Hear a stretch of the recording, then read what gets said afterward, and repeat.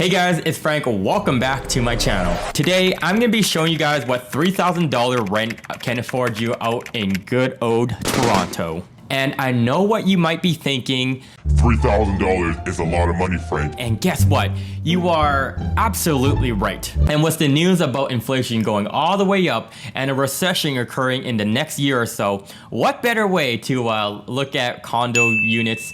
All right, in all seriousness, last weekend, my sister and I went and visited different various locations out in the North York region, and we wanted to kind of see what $3,000 looked like in one unit compared to another, despite it being in the same neighborhood and being around the same price point at $3,000. And I guess the scary part is that we were looking at 2 bedrooms or a 2+1, which means a den. So I thought it'd be interesting to kind of take you guys along and show you guys all the units that we visited that day. And before we dive into these expensive apartments, you know what's free? The like button. So give this video a good old smash. And now, let's begin. This place rents out for $34.80. Jumping right into it, here's our very first listing, and it actually ended up being a townhouse. Now, when you first enter through the home, you immediately jump into the living room. There's the kitchen itself, and also on that same ground level, there's a bathroom that doesn't have a shower, so a half bathroom.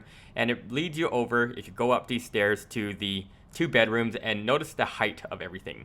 This place has almost like 11 or 12 foot high ceilings, so it makes this room feel a lot more spacious. And that was pretty much the takeaway that we got, even when we left this townhouse, was that the most appealing feature would have to be the high ceilings. Now, the discouraging part, at least for our book, was that it was on the pricier side, closer to $3,500. So long story short, we kept on looking.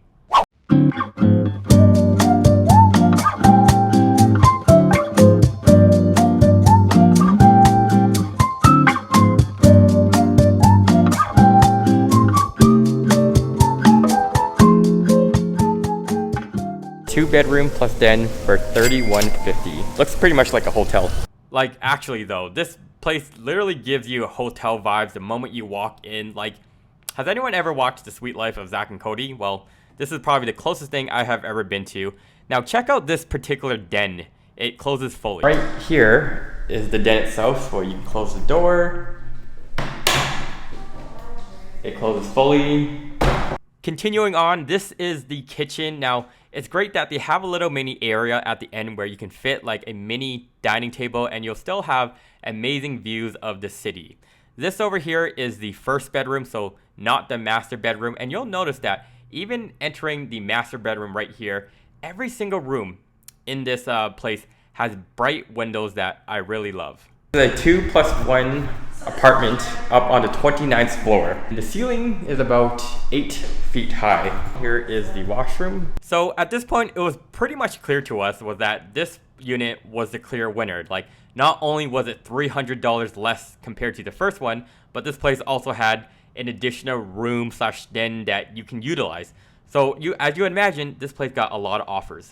The crazy part about this is apparently this place itself has 12 offers, or 9 to 12 offers already on the table, and they're kind of pitching the idea that we need to secure it by noon. How do you like this one?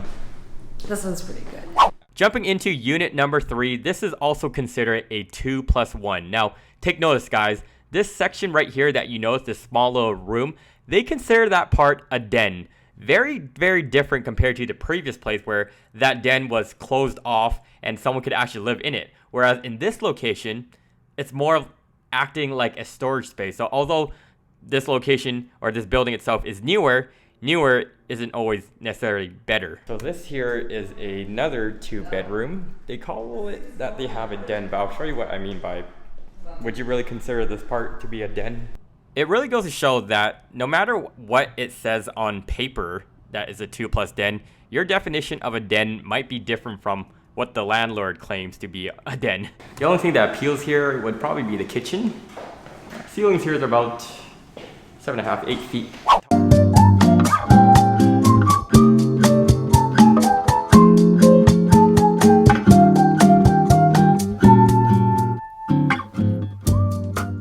Moving on to the 4th unit that we visited for today, and I'll have to admit, I was pretty tired at this point, but let's continue on.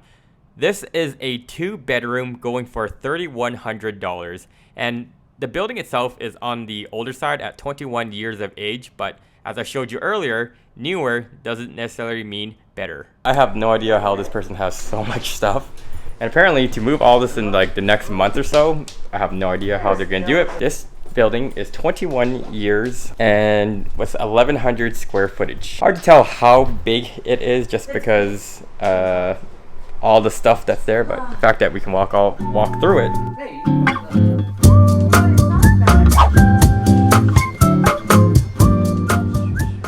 This is kind of funny. Only in Toronto will I ever be visiting places to look to rent, and I will ever be greeted by a raccoon. And before you guys go, oh, but Frank, how dare you include dead animals? Well, that raccoon is actually alive. In fact, he's chilling. He's doing very well, in fact.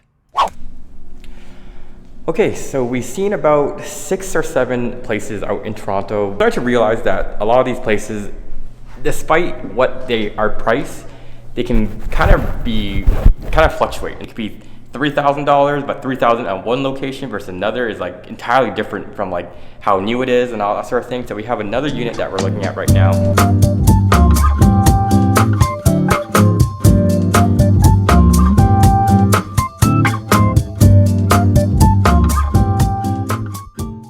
On to the next unit was also based off of Yonge Street. Now, this was actually right beside the subway station on Finch.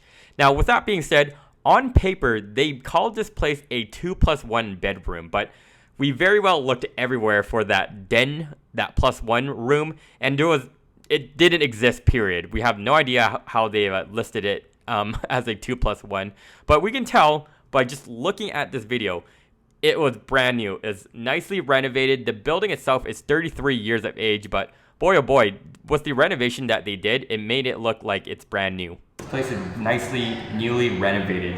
Like, the vibe I get from this building, I think this building's a little bit on the older side. I would probably rank this place from all the places we've seen so far, probably at least in the top 2. It really goes to show how nice you can make a unit despite it being an older building, but renovating it and doing these touch-ups can really mark up the prices.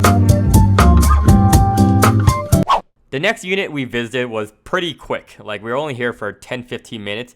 And that's because on paper, they titled it a 2+1 bedrooms, and there was no +1. There was no den. The rooms, overall, all the rooms were pretty much small, and there was no den. Like, I'm not sure how these landlords are getting away with, like, calling these places a 2+1 when they literally look at a part of their home and go, that small little space, let's just call it a den, okay? So far, we've seen 7 units, and we're going to the very last one right now.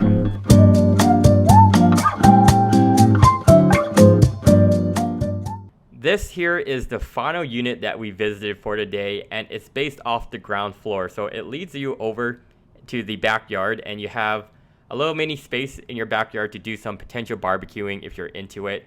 Now, the interesting part about this unit in particular is that despite it not actually being a townhouse, there still has like a flight of stairs. So it's kind of like 2 stories that leads you over to the bedrooms, the master bedroom, and the second bedroom. But this place actually is a 2+1. And despite my hate for when they say there's a den and there's not actually a den, this place, well, there is actually a closed off den, but as you can tell from this video, it's not the very best den. Like, you probably wouldn't want to do any sort of work into it. So again, important to check that place out. But if you're going merely on the amount of space, this unit itself would probably be the most appealing. This place, from all the places we checked out, all 8 of them, this is the only one that actually has like a flight of stairs, which is actually pretty cool. Actually, no, I guess the first one, the townhouse, had a flight of stairs. So much space in this one. It kind of gives you like that vibe of a normal detached home, if that makes sense.